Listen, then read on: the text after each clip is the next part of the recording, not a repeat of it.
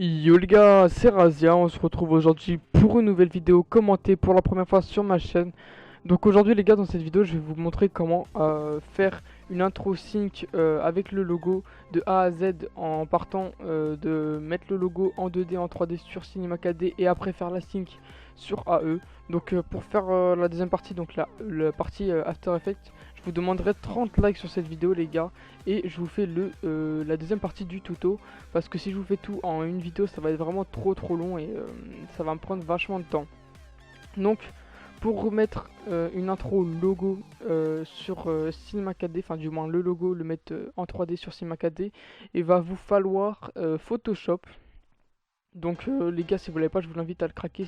C'est vachement facile. Vous trouvez plein de cracks sur YouTube. Et puis voilà, donc on lance directement Photoshop les gars.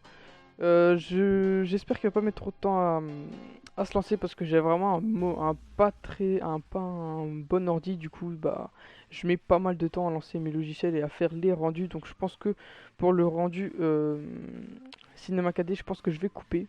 Et du coup, je vais faire des petites pauses comme ça si jamais ça met trop de temps. Donc, vous faites un nouveau calque, enfin, CTRL N. Voilà, vous mettez en hauteur, largeur et résolution, vous mettez donc largeur et hauteur, vous mettez 800 et en résolution 72 et vous mettez le contenu en arrière-plan en transparent. Ça c'est vraiment important les gars parce il faut pas que vous ayez de fond sur ces 4D pour le logo. Donc voilà. Donc après vous créez le fond, voilà. Vous allez importer le logo que vous voulez mettre en 2D. Donc moi pour ma part ça va être euh, il est où? Voilà, je fais celui-là de chape. Voilà, donc par exemple il m'a donné ce logo à faire. Donc vous voyez le contour est blanc, donc déjà vous allez pixeliser le calque en faisant clic droit, pixeliser le calque, voilà. Après pour enlever le contour blanc là où je fais des petits trucs, vous allez prendre l'outil gomme et le troisième gomme magique et vous allez cliquer sur le contour du S et après vous allez voir qu'il vous restera plus que votre logo. Donc voilà. Après, vous allez le centrer, voilà, comme ça, toc. Vous allez sélectionner votre calque, aller dans sélection, récupérer la sélection. Excusez-moi. Récupérer la sélection. Ok. Donc, une fois que vous allez voir que ça vous fait vous faire des petits pointillés autour du logo, vous allez prendre l'outil carré en dessous, enfin rectangle, en dessous de l'outil de déplacement. Vous allez faire clic droit sur votre logo, convertir en tracé, tolérance, vous mettez 2 pixels, faites OK. Une fois que vous avez fait ça les gars, vous allez dans fichier, exportation, tracé vers Illustrator. Faut que ça vous le mette en tracé de travail les gars, c'est super important pour que ça vous le mette en point AI. Donc voilà, de toute façon si vous suivez tout ce que je vous ai dit là à partir de maintenant, il n'y aura pas de problème, vous l'aurez en point AI, vous voyez. Vous allez l'enregistrer sur votre bureau et une fois que c'est fait, vous allez quitter, voilà, tout simplement. Et ça va vous donner ça, enfin vous ça va vous donner une feuille blanche. Donc pour le mettre avec le logo Cinema 4D, vous faites ouvrir avec et vous mettez Cinema 4D. Donc voilà, une fois que vous avez ça, vous l'ouvrez. Donc là Cinema 4D il va mettre pas mal de temps à s'ouvrir les gars. Donc je fais une petite pause et je vous reprends dès que mon logiciel s'est ouvert. Donc voilà les gars, mon logiciel s'est ouvert. Donc vous allez obtenir une petite fenêtre comme ça. Donc vous allez faire OK. Et voilà, ça va vous donner votre petite lettre. Voilà, donc là vous allez configurer les paramètres. Donc vous allez aller dans Output. Enfin moi c'est en anglais mon CKD. Donc je pense que ça doit être dans Render en français, je sais pas du tout les gars. De toute façon c'est le premier, donc vous allez mettre HDV, HTTV 29.99, pas 4.97 pardon.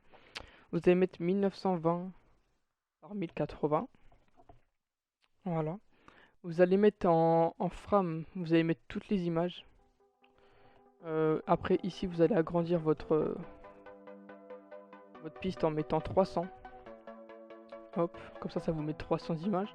Dans Save, pour avoir la caméra les gars sur AE, comme il y en a beaucoup de GFX débutants qui ne l'utilisent, enfin qui ne l'ont pas. Donc déjà ici vous mettez PNG. Vous cochez Alpha Channel et là vous cliquez sur la petite flèche pour composition Project File et vous cochez sur tout, vous cochez tout. Comme ça vous allez avoir la caméra sur C4D, enfin sur AE. Donc une fois que vous avez fait ça, c'est tout simple, voilà. Ça va vous zoomer un petit peu votre logo comme ça agrandit la truc, enfin le fichier, enfin voilà, vous avez compris. Maintenant vous êtes dans Hyper Nerds, vous allez prendre Extrude Nerds et vous allez glisser le sans titre que vous avez. Si jamais les gars vous en avez plusieurs, ce qui arrive, ça va vous le mettre dans un nul. Et si vous en avez plusieurs, vous supprimez, genre ça veut dire que vous aurez mal enlevé les contours sur ces 4D. Donc il restera des petits points blancs, donc ça va vous en mettre plusieurs, vous supprimez. Et si par exemple vous supprimez sans faire exprès le logo, vous faites CTRL Z pour le reprendre. Et donc ça veut dire que c'est celui-là qu'il ne faut pas supprimer. Et vous supprimez tout le reste et vous l'enlevez du nul. Et après vous avez juste à glisser dans Extrude Nerds. Et vous voyez que ça vous fait votre logo en 3D. Donc maintenant, ce qu'on m'a demandé aussi beaucoup sur Skype, c'est de mettre le logo à la couleur, enfin vous voyez couleur comme ça. Donc moi pour ma part je vais mettre avec mes maths, donc j'utilise les Miguel V6. Mais pour ceux qui veulent par exemple importer vraiment leur logo à 100%, genre par exemple si vous avez une image, peut-être pas comme celle-là, mais non plus, enfin voilà, dès que vous avez une image avec genre comme ma dernière intro avec le logo du samouraï, bah il vous suffit juste de l'importer dans C4D, vous voyez, ça va vous donner votre logo en maths. Vous allez le glisser dans Extrude Nerd, vous allez cocher dans projection cubique pour bien que ça vous mette les petits S, et en seamless, donc vous je crois c'est je sais plus c'est quoi en français, je sais plus du tout les gars, vous cochez. Et après vous allez jouer dans la coordination, par exemple vous allez mettre 300 sur les deux, voilà. Vous allez jouer comme ça et pour le recaler c'est comme ça, vous direz pour X c'est de la droite vers la gauche et de Y c'est de en haut en bas. Donc voilà, vous jouez sur ça les gars pour agrandir, enfin pour que votre logo fasse bien la taille du truc en 3D. Ouais, vous jouez comme ça sur ça. Et après, bah, vous allez avoir un truc parfait.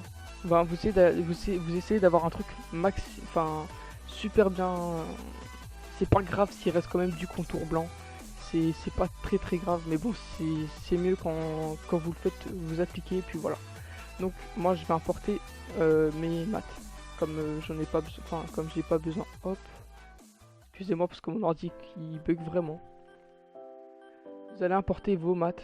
Donc moi, pour ma part, c'est les Miguel V6. Hop. On attend que ça se...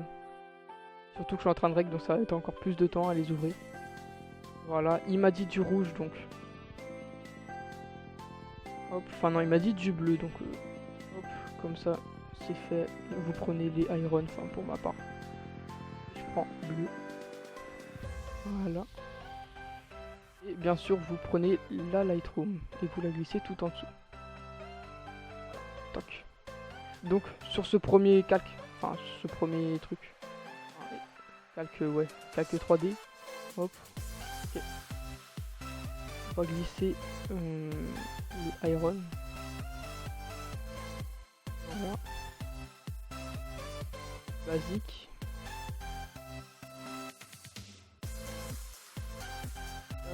Hop, vous mettez en cubique et en seamless. Comme ça vous allez bien avoir la texture, donc voilà. Après pour avoir une autre couche, c'est très simple. Donc celle-là par exemple vous allez l'agrandir dans caps, vous allez mettre 5 caps. Donc je sais vraiment pas du tout ce que c'est en français, mais de toute façon c'est le tout dernier. Vous mettez 5 en step et en radius vous mettez 3 et 3. Voilà. Oh, mince. Hop. Et après dans hop, voilà. Dans objet, vous allez mettre au lieu de 20 cm, vous allez mettre 50, voire même 60 pour que ça soit assez quand même, voilà. Et après vous allez faire un CTRL-C, CTRL-V, vous allez supprimer le mat et vous allez mettre la deuxième couleur que vous voulez. Donc moi du bleu pour ma part, enfin, pour le client. Je vais voir la texture, c'est quoi la mieux. On va prendre celle-là. Voilà, hop, vous allez dans Scrivener, le deuxième. En taille, vous allez mettre 40. En caps, au lieu de 3, vous allez mettre 5. Comme ça va bien faire un petit... Vous allez le décaler. Hop, attendez. Hop. Hop.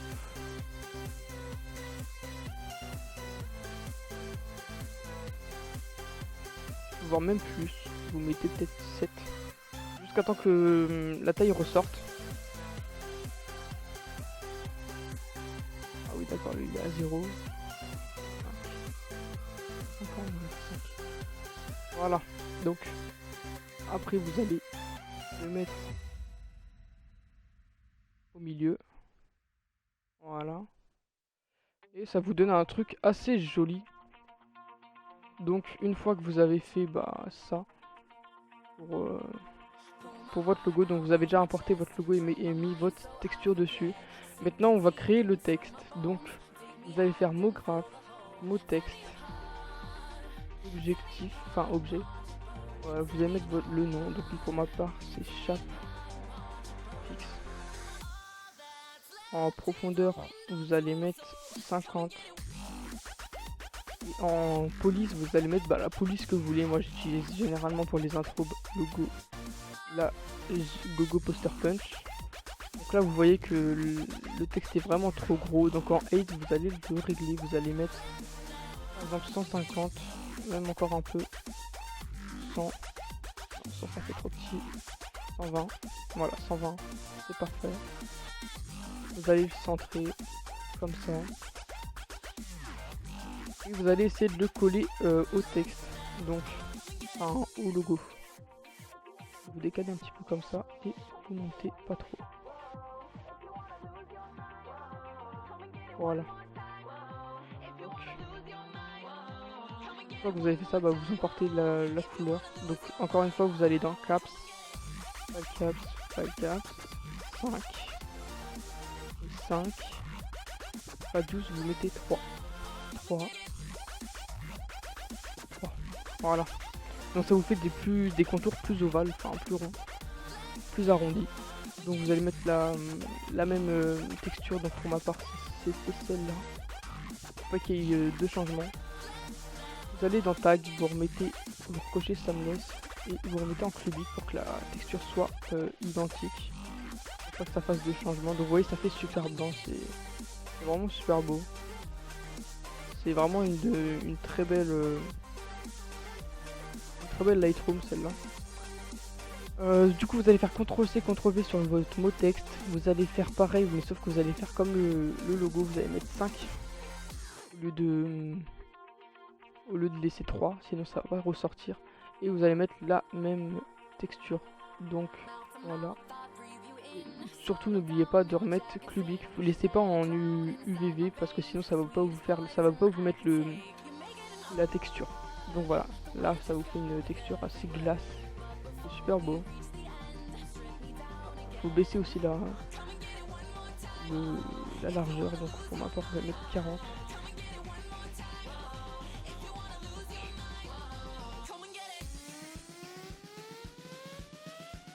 Voilà. Normalement c'est assez centré. Voilà, nickel. Donc voilà, vous avez créé votre logo en 3D. Maintenant il vous manque plus qu'à faire l'animation. Vous allez glisser le mot texte 1 sur le mot texte, comme ça il va bien être accroché. Il n'y aura pas deux parties, voilà, vous allez l'accrocher. Hop. Je vais baisser quand même un petit peu. Voilà. Donc voilà, vous avez fait votre logo. Maintenant vous allez faire l'animation du texte avec la musique. Donc déjà pour mettre la musique les gars, vous allez faire mot graphe, effector, sound, un son. Vous allez mettre la musique que vous avez choisi, donc pour enfin que la personne a choisi ou que vous voulez mettre. Donc voilà, moi c'est Charlie Delta de Niska.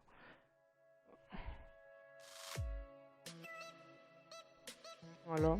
Je sais pas si vous entendez la musique au montage. Donc une fois que vous avez mis le son, vous allez faire freehand. Donc je sais pas du tout c'est quoi en français. Vous allez faire un cercle.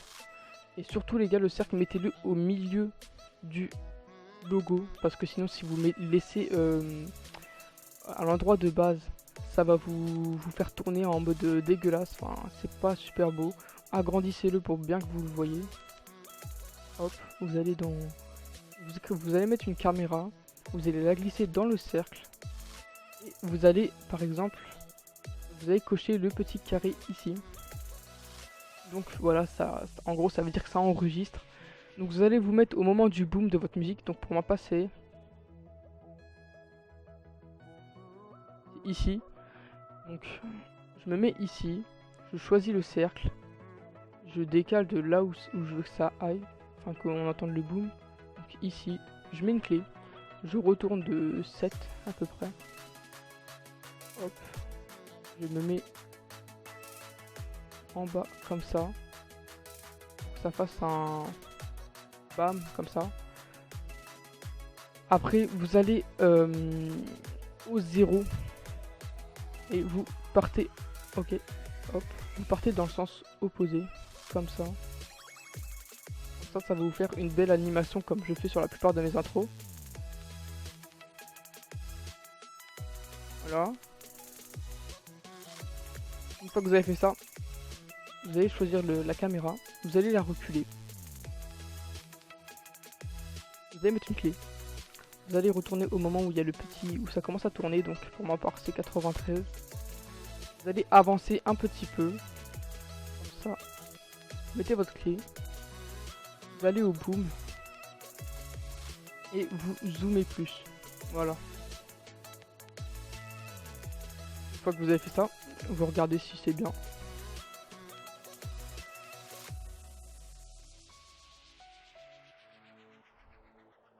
Ouais, moi c'est bien. Après vous allez aller à 260. Vous allez faire pour que ça soit le mouvement que quand ça va tourner boom comme ça, hop, pour qu'il soit fluide. Vous allez décaler un petit peu, un tout petit peu de par exemple 1 degré. Voilà, ça suffit. Vous mettez une clé. Vous allez à 0 et vous finissez comme vous voulez. Donc moi la plupart du temps je finis comme ça. Donc là c'est pour le cercle. Après faudra faire avec la caméra pour faire le zoom à la fin comme je fais habituellement. Donc vous voyez, maintenant je vais lancer une preview et vous allez voir que le boom sera fluide. Voilà, c'est fluide. Ça fait pas un gros stop. Donc voilà, on a ce qu'on a, on a ce qu'on veut, pardon.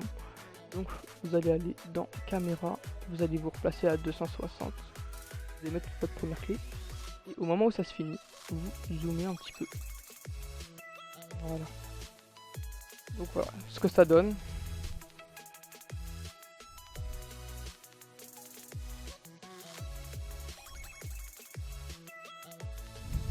Voilà. Hop. Donc voilà, c'est tout pour la partie CKD. C'est vraiment super rapide.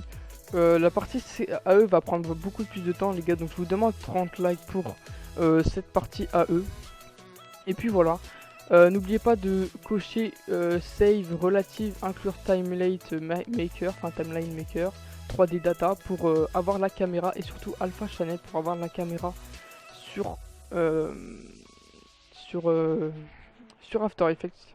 Donc là vous allez aller dans file, vous allez l'enregistrer là où vous voulez. Donc moi je vous conseille de faire un dossier. Moi je l'ai nommé intro et vous allez le mettre là-dedans parce que ça va c'est là où ça va mettre toutes les images, donc les 301 ça fait 301 images. Donc voilà, mettez pas ça sur votre bureau sinon ça va remplir tout votre bureau et vous allez galérer après à ranger. Et puis voilà, une fois que c'est fait, vous lancez le rendu. Et puis voilà. vous avez le rendu les gars. Donc voilà, je pense que je me fais mettre une petite pause et que je reviens à la fin pour récapituler tout ce que j'ai dit. Allez, à tout de suite. Donc voilà les gars, mon rendu vient de se terminer un instant. J'ai mis exactement 14 minutes 16 pour mon rendu. Donc voilà. J'espère que ce petit tuto pour la partie CKD, enfin AE, enfin Photoshop et CKD vous aura aidé. N'hésitez pas à lâcher un like, objectif 30 likes et je vous mets le deuxième épisode pour la partie AE. Et puis voilà, je vous dis à très bientôt pour une nouvelle vidéo. C'était Razia, ciao.